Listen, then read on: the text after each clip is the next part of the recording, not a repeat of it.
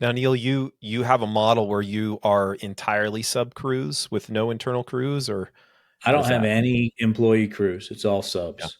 And I've got about a dozen guys that do different things, all different disciplines, and but all are working for me pretty regularly.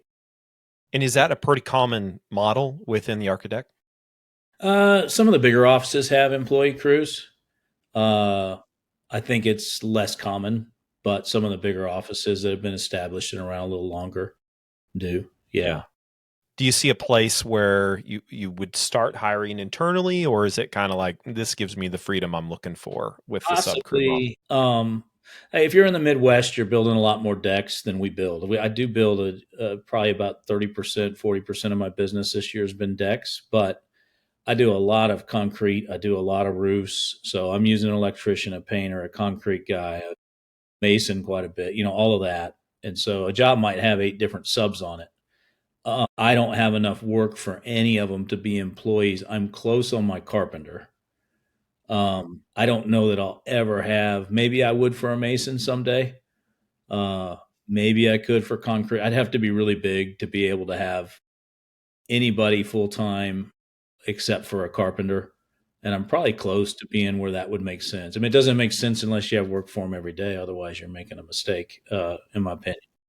So, It's That's a really cool model, Neil. I think a lot of people, other hardscapers, might think, "Hey, sub crews, maybe I've used them, but I just can't be profitable with them."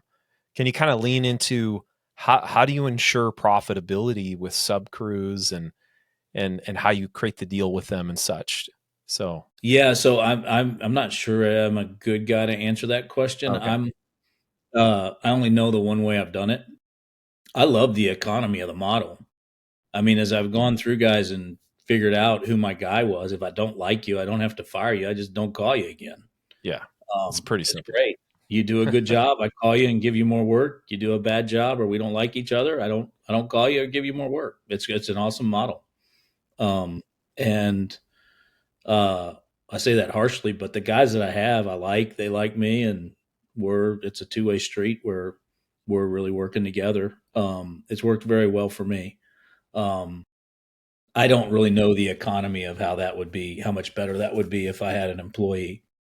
Yeah, So, yeah. I think let's just say average hardscaper depends on which mode you're in. If you're in growth mode, if you're in profit mode, growth mode, your profits are going to be less.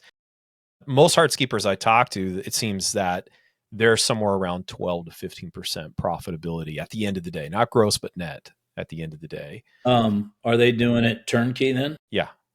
So I don't do anything turnkey.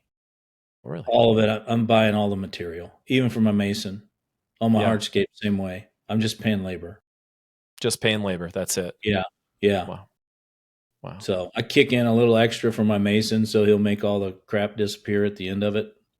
Since you can't return any of that stuff, but yeah. So I think the way I'm doing it works pretty well. It works easy. It gives you more freedom that way. Yeah. Yeah. Yeah. That's great.